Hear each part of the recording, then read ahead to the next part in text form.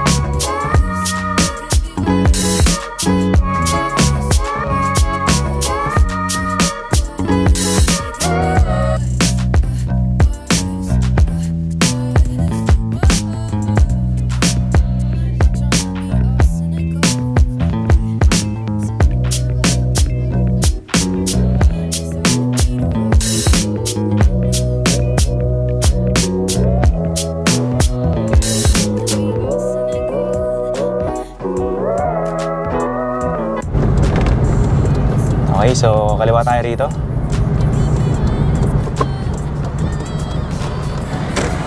Magkano po? 20. Dito tayo magpa-park. So ito yung parking lot dito sa Circle. Ito yung entrance banda ron. Tapos may mga restaurant dito. May Aristocrat.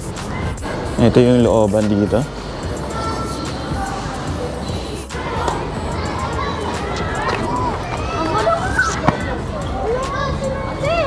Dito may mga palaruan ng mga bata, oh.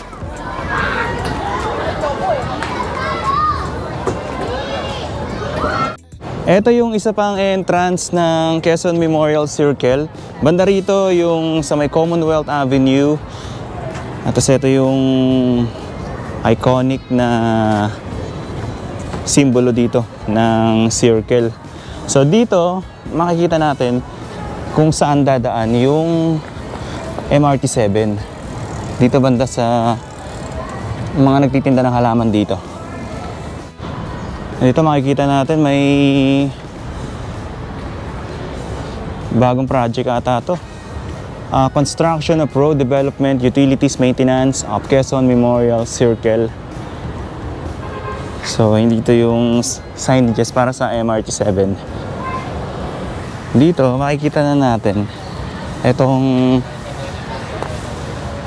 station ng MRT7. So ayan, andito yung mga poste, yung mga lumang poste. Parang may mga ano na dyan, may mga net na tayo nakikita dito na kulay green. Ito yung dapat kasi ang plano daw dito, yung station is nasa ibabaw. Ngayon binago na. Nung nakaraang punta natin, dito, walang gumagawa, walang gaanong tao. Ngayon, may mga nakikita na tayong workers dyan sa ilalim. At tingnan natin kung ano yung mga pagbabago dyan. Mukhang may mga ganap na ngayon dito. Ang dami ng gumagawa.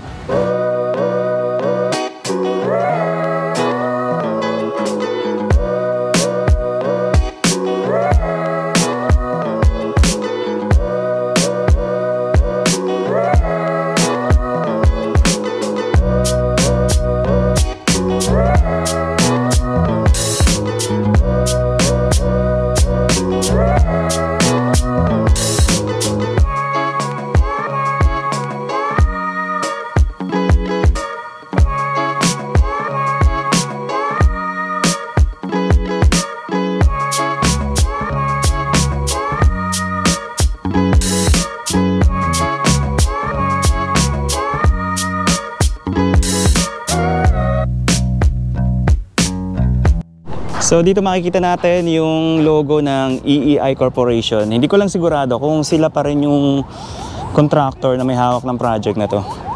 So mapapansin natin na nung nagpalipad tayo ng drone, nakita natin yung daan ng tren galing dun sa may North Avenue, pababa rito, nagawa na nila yung paglalagyan ng railway track. Kung tama ba yung pagkaka-explain ko dun. Yung railway track. So magmula doon, dire-diretso na, pero wala pa tayong nakitang railway na yung bakal, yung mismong daanan ng tren. Ang sabi noon, etong part na to, ay yung mga makikita nyo mga poste na yan, gigibain daw yan at aalisin. Kasi nga, yung unang plano dito is hindi nasunod yung gusto o yung dapat nga sana, hindi masisira daw etong part ng Quezon Memorial Circle. So makikita nyo dyan, may mga poste. Ang plano daw dapat dyan, sa itaas ilalagay yung station, katulad ng mga ibang station ng MRT-7. Pero hindi nga inaprubahan ni Mayor Joy Belmonte kasi nga masisira daw yung view dito ng Quezon Memorial Circle. So yung station dito na padadaanin. Hindi ko lang sigurado kung saan yung exit ng tao. So possible na baka dito or banda ron, kasi may nakita tayo doon na open space na pwedeng pagtayuan ng daanan ng tao. So ayun makikita nyo dyan, dire-diretso na to, magmula dito papunta ron sa may Commonwealth Avenue. And pagkatapos naman nun, yung susunod na station is yung sa may University Station.